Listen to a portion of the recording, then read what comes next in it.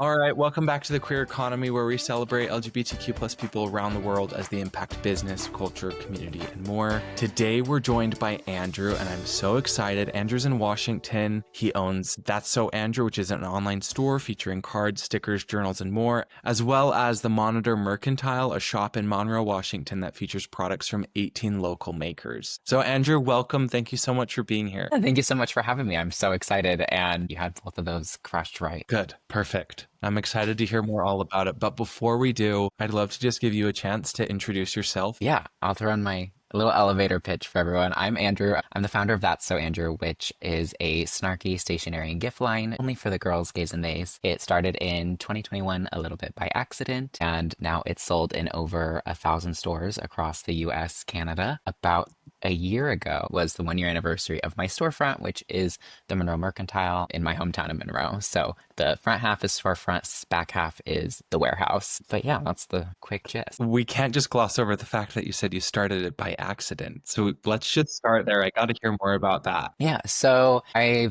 consider myself a serial entrepreneur. I'm 27 years old now, and I started my first business when I was 14, which was Andrew's Bake Sale. My mom knows a guy that owned an RV store at the time, and I would pop up the little table once a month and sell baked goods. So I've gone through quite a variety of different jobs at entrepreneurship, and during COVID, I was like at my peak of knowledge, if you will, and I was doing like a home decor business, and it felt so detached. And my grandma literally was like, you should make cards. So like 2 months later, I was like, you know what? Fine, grandma, I will. And yeah, I just dove in heads first with like $500 to start, and I've learned so much. But I'm like, it's like the perfect industry, and I like love the community of like the stationery and paper people, which is, I never thought I would find another sub community like that. So yeah. Awesome. So did it always start out as a snarky stationery company? For sure. So in my previous iteration of my decor business, it was very like farmhousey vibes. I was business partners with my sister-in-law, and that was like the niche she was in. I was just 21 and willing to do anything to make a buck. There wasn't really any passion behind it, to be honest. And we dabbled into like drinkware. And so I did like a soft, snarky line of mugs. I wouldn't call it like snarky, but it was softly snark. I think like the worst swear word was shit or something at the time. And when we ended our partnership to kind of go different directions that felt more true to like ourselves, and I rebranded it to That's So Andrew, or not rebranded, but launched the brand That's So Andrew. I really wanted it to be me, and I didn't want to be scared of like the type of customer that we're attracting, or, you know, maybe pushing away by using that snarkier stuff. So I was like, I'm doing what I want. I'm a no filter person. And so it's always been snarky. And it's interesting because I think it started snarkier than I have it now, which is funny. Maybe not snarky, but it's definitely less profanity now. I feel like I've learned how to tell a joke without the shits and fucks. And I say that, but my new collection has the word cunt in it. So I don't know where the line is, but yeah. It's always been the snark. That's just me. Awesome. That's so fun. So that was in 2021. Yes. Yeah. Okay. And what was that like when you first started? You're designing stuff, you're launching the business. What was the reaction you saw? How was it going? What challenges did you run into? I just want to hear about the beginning. Yeah. So it's weird because I didn't like start from nothing, because I was doing math, 23-ish years old. And so while that's like very young to most people, I had already like done like 4 or 5 different businesses. I had already owned a storefront before. Like I did a lot at a very young age. And so I never felt like I was like launching. I never really feel like I had the opportunity to just like launch a brand from nothing.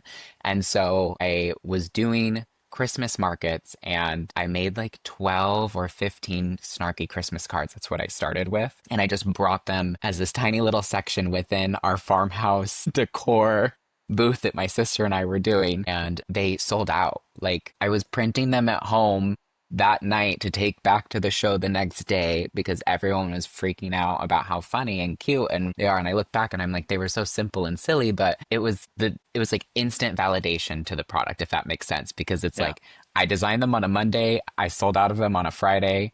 And and then it started, and I don't know why I decided to like focus on selling them to stores, but like that was my number one goal. I have no idea why that was the route I wanted to go, because every other business I had done was direct to consumer. So like soft launched the Christmas, that did great. Whipped out like 50 normal greeting cards. And then January of the next year, so like 2 months later, I like went to a trade show in Vegas, and as a little 23-year-old paid $5,000 for a booth at Las Vegas Market, and me and my 50 cards and some stickers, and just like full sent it into the deep end of wholesale selling, which has been like the best direction for me.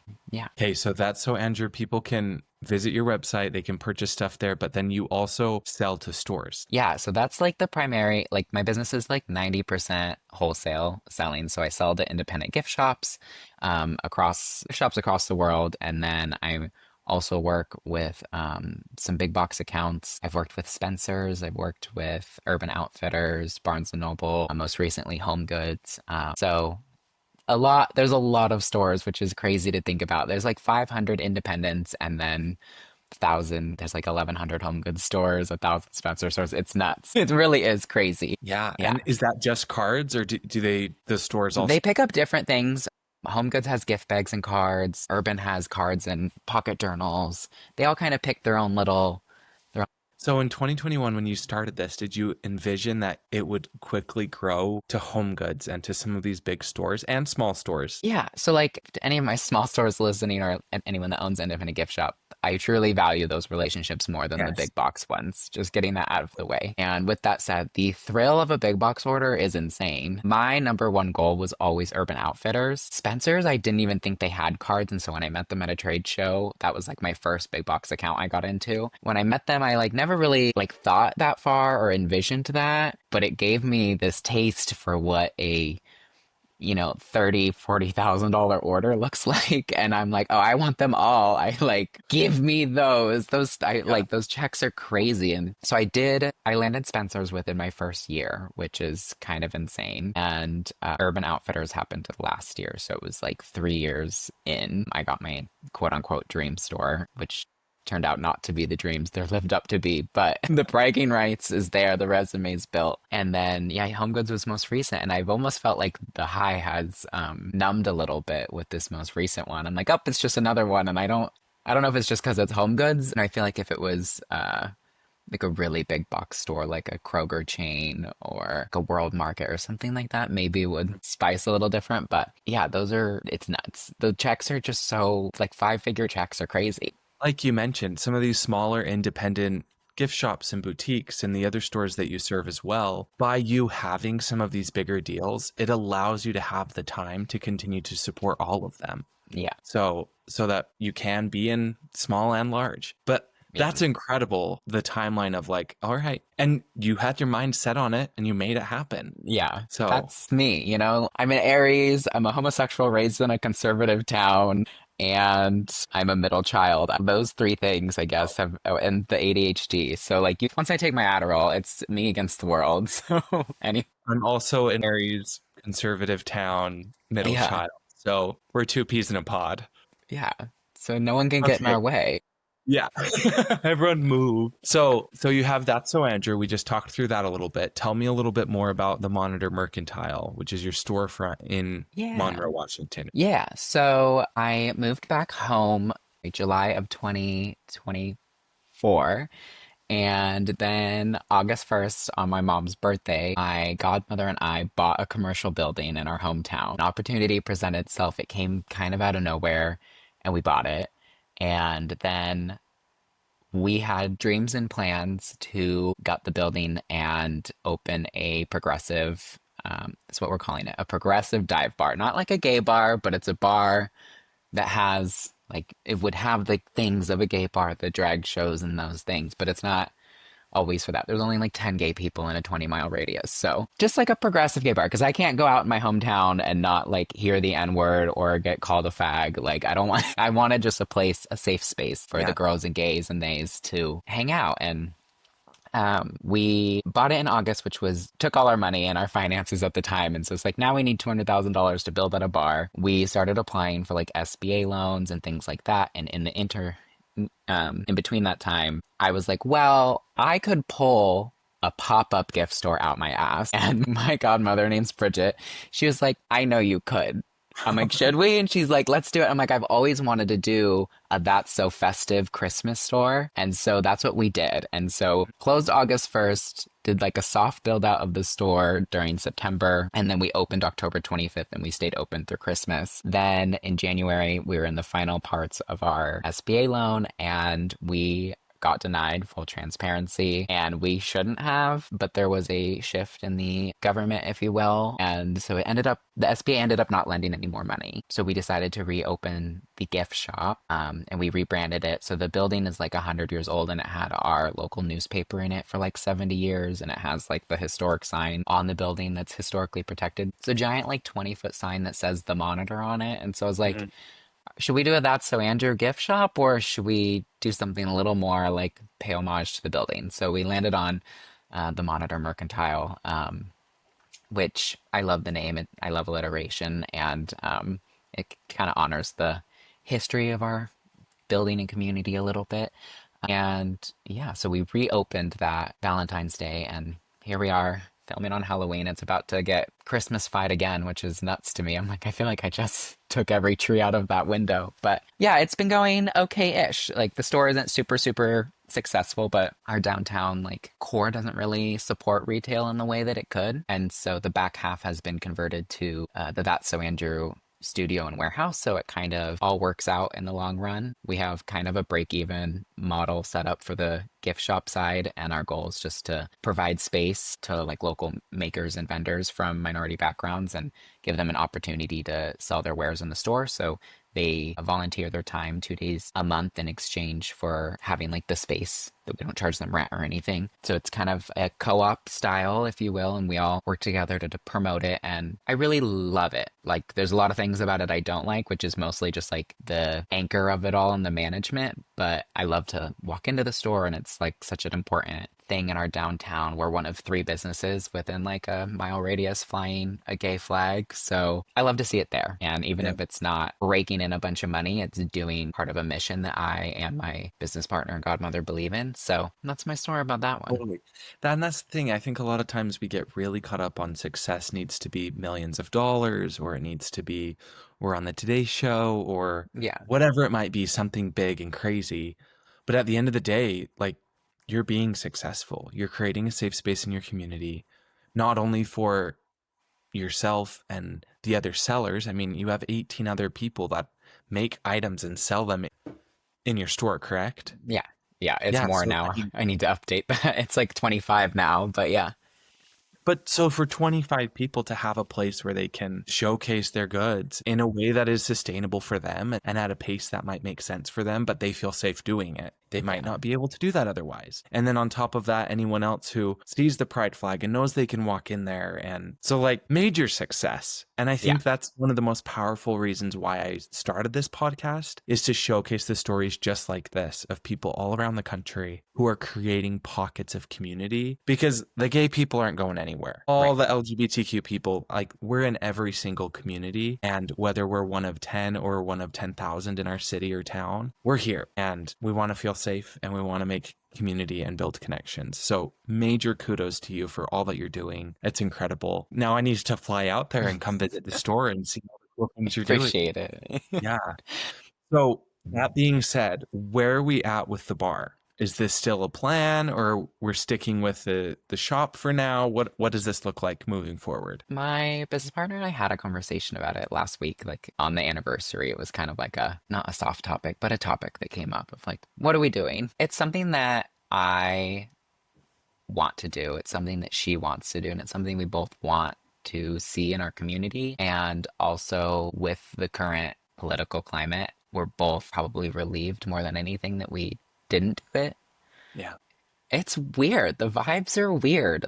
$200,000 is not a small amount of money to add on to our $340,000 mortgage loan that we already have for the building. So we're not really 100% sure where we're at. Something we want, it's something we envision, and also from a reality standpoint, maybe it's something that we don't feel safe doing, and maybe something we don't do. If someone said, I'm giving you $200,000, we're doing it. You know what I mean? Like, sure. And we've thought about crowdfunding and things like that, but We also might just wait out 3 years, 3 more years and reassess. I'm only 27. I've got time. Got plenty of time. So that's where we're at with it. I'm not sure what the next year even looks like for the shop or the building or anything like that. That's so Yeah, Andrew's going to need a warehouse for the foreseeable future. So I don't see it going anywhere. So yeah, always that's there. cool. And it's okay to have kind of the limbo in between. I think in 5 or 10 years you'll look back at this in between, because knowing you in the short time I know you, you're gonna build all kinds of things over the next 5 to 10 years, and you're gonna look back, and this kind of in between moment, it might end up being a critical moment where you make a turn you didn't expect. I don't know. Yeah. So Yeah. that's exciting. And it's kind of cool that it worked out that now you have that warehouse space that clearly you need for all of these various things that you're doing across the country. So, Yes, truly. Up until April of this year, the downstairs in my house was my warehouse. So oh like my. it was, yeah. So I have a 3 bedroom house and living room, dining room downstairs, absolutely IKEA bookshelves wall to wall and a computer. My employees were working out of my house. It was fine and it was what was needed at the time. I used to have an office and then I moved it home when my ex-husband at the time left. And it was like I either get rid of the house and get an apartment or I combine it all together. And so that's what I did. And it was rough 2 years of living among it just because I think work and personal separation, especially in solo entrepreneurship, is very important. You know, like my employee would clock in at 11 a.m. and like my main employee is like one of my good friends, so it's fine. But I like also when I wake up at 11, I kind of want to go downstairs and make a coffee in my underwear and go back to bed, but I can't do that because you're packing orders downstairs listening to Lana Del Rey. Like I have to get, you know what I mean? So it's like it took that away. And I had a roommate move into a friend of mine. And so it was just kind of, it wasn't weird for her, but she's like, yeah, I would love a living room, you know? So it's been really, really good. And I feel so much like better separation from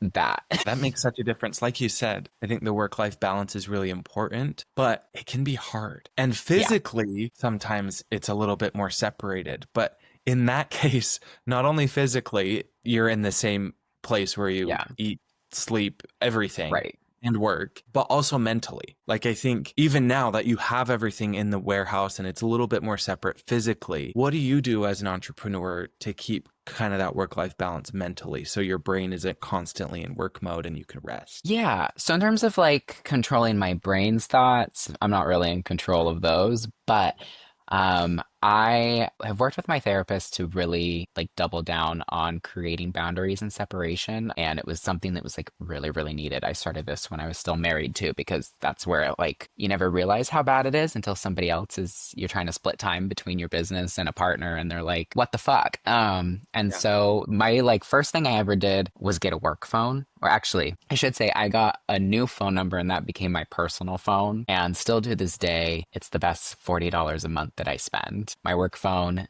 turns on at 11 a.m. and it goes back on Do Not Disturb at 5 p.m. It's none of my business what happens on there. Only friends and family have my personal phone number. I have my personal phone number added to a group chat with my work phone and all like the employees and stuff. So if shit's hitting the fan, I can see it, but it's muted. And that's just like on me because that's always something you're going to have to do when you have a storefront and things like that. You're going to have to put on a fire here and there. Yeah. But emails, they don't come to my phone. Phone calls, spam calls, bill collectors, whoever wants to talk to me. It doesn't come to me. Like it comes to me if I want it to. And it's truly helped so much. And I try to take one day a week, which doesn't sound like a lot, but I usually take Thursdays off. I do therapy on Thursdays and I try not to work at all. I try to do something for myself. I funnel in and out of different like art classes and like hobbies and that sort. And that's kind of the day I take for myself. And everyone knows it too. My team knows it. And so I'm like, if you're going to ask me questions, don't even go to work on Thursday. Yeah. Like just go clock out and go back on Friday. I also work full time still. So I'm juggling all of this on top of like a full-time job, which granted my full-time job isn't like a 9 to 5. I work as a flight attendant. So the schedule is easy to manipulate and it's not, 5 days a week. So there's the luxuries, if you will, that come with that type of career, but it's a lot. So my last tidbit is for someone that works two jobs, I have a lot of downtime on that job. And so I try to maximize as much admin work. Like I respond to emails in between services on the plane or while I'm waiting at the airport. Like I try to get as much done so that when I am home, I can be home. Cool. Yeah. Yeah. Everything you just said, that whole response is loaded with so many incredible tips and practical things people can implement. And I love it. That's so cool. Thank you. Yeah, that was perfect. Thank you so much for sharing. Okay, so I mean, you've been doing all kinds of businesses since you were 14. You did your bake shop. What was it Yeah, called? bake sale. Andrew's bake sale. Andrew's Bake Sale. That was your first jump into entrepreneurship, and then you've done a few different things. So if there's someone listening to this podcast and they're like, "Oh, I keep having this business idea, or I've had three or Mhm. four, but they haven't started anything because they're, for whatever reason, maybe they're afraid, maybe they are worried about their time, the investment, all the different reasons that could hold someone back. What would be your message to them? Yeah. So I think I can give a two-sided answer. And from a like side of encouragement, I think that it's easier than it is to start. I think the hardest thing is just starting, which is such a cliche thing to do or to say out loud, but it is. In the world of TikTok and YouTube and online learning, there's so much information at your fingertips. Started importing full containers of merchandise from China when I was 19 years old. Mm. I did my first international trade show when I was 23. Like, you can do it. You can learn it. You can Google it. I don't support AI use really, but you can chat GPT it if you really want to. I think it's better to find different creators in that space and learn into it. There's so many like business owners doing vlogs and showing like such a authentic side to themselves, like including myself of the ups and downs. So I'm like maybe start there too and see it's it's not all rainbows. It's a lot. It's a hard work. But like making a business that, scaling it to like $100,000 a year and maybe collecting an extra $50,000 in profit a year on your day job is really quite attainable. Like it is. It's not that hard. And especially like in the community I'm in, like within the stationery, like $100,000 card business is profitable. It's easy to manage. It usually fits in a spare bedroom. I know some people that run their businesses out of a closet. Like I'm obviously never going back in the closet to work, but it's possible and you can do it. I think if you're thinking about starting a candle company, you shouldn't. That's my one. We don't need any more candle companies. That was one of my first businesses I did after baking, and it's hell. Making candles is hell. Selling candles is hell. Shipping candles is hell. That's my tidbit. It's Yeah. really easy to start a candle business, but there's also so much, and it's almost impossible to get insurance for it too. So that's my snarky answer: is no more love candle companies. Yeah. Perfect. No, that's great. Okay, speaking of snarky answers, snarky things, what are some of your favorite snarky things you've created with That So Andrew? I feel a lot of connection still to my like snarky Christmas cards. I think those are the most fun for me to design and write. I like to lean into pop culture moments and things that are trendy and do it in a way that is not classy, but not trashy. I think there's a lot of trashy interpretations of snark.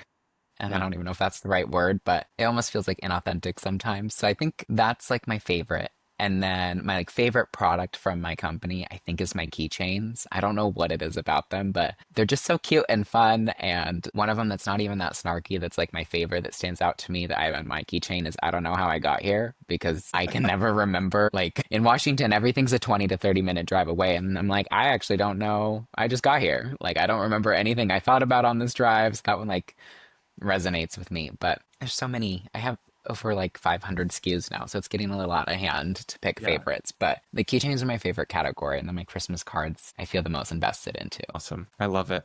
Okay, while you were talking, I pulled up some of your keychains, so I just want to read a few of them on the episode so that people can get an idea of how fun your shop is, and then hopefully they'll go visit your website. So, some of the keychains. This actually is my first rodeo.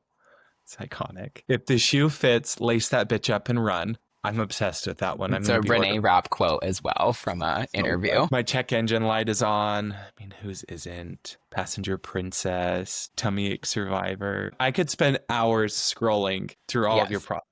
I mean, I've skimmed a few categories already, and it's so fun. I can see why you're Thank you. successful and people get Appreciate excited. it. The best-selling keychain We just sold out, so it might not be on the website. It says, "Hey, quick question. Are you fucking kidding me?" And people love that one. And then we have lots of wiener dog stuff too, because I'm a wiener dog lover. So that's the weird little niche that we have on there as well. So fun. Okay, as we head to the end of the interview, we're going to do some fun rapid fire questions. But before we do, go ahead and give us a plug for your website, your socials, all the places people can find, follow, and support you. Yeah. So on all the social media, it's at That's So Andrew with an underscore at the end because some twink in California got the username before I could. I have the trademark for the name though, so one day we'll shut it down. Awesome. And then my website's that'ssoandrew.com. You can also find me on Etsy if you prefer to use that. And my TikTok and Instagram are definitely the fun places to be. My Facebook's less fun, but it does exist. Okay, are you ready for the way we wrap up every interview? It's Yes. just some fast, lighthearted questions. I'm ready. Okay, you're a flight attendant. So what is your Yes. favorite place you've ever traveled to? Domestically is New York, internationally is Spain. Awesome. What is your favorite way to start the morning? Coffee, for sure. Yes, and I usually film myself making coffee. So that's one of my daily routines is I make a coffee and film an Instagram reel. Awesome. Love that.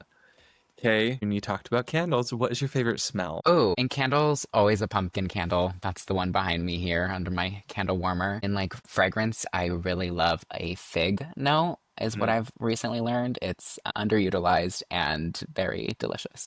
And what's your favorite food? Depending where I'm at, usually pasta. Sushi's high up there as well. Awesome. I love it. Okay, now for my favorite question of all, the one that we always end with. If you were in a tall building of some sort, you got on the elevator and the other person on the elevator was your younger self, and you have a short elevator ride to say something to your younger self, what would you say? How young? Like child? You pick. How young would you like? If he's under the age of 20, I would tell him to come out. If he's over the age of 20, I would tell him he's on the right direction and to not get married. And that's Perfect. Direct and impactful. Awesome. Okay, thank you so much for being here. That was such a pleasure to hear more about your story and your business and all the fun things. I'm excited to keep watching where you go and all the things you do. Thanks everyone for listening. Be sure to support Andrew at all the ways he suggested. And if you liked this episode, please leave us a review and a rating. Until next time, be kind, be bold, be you. That's all for now.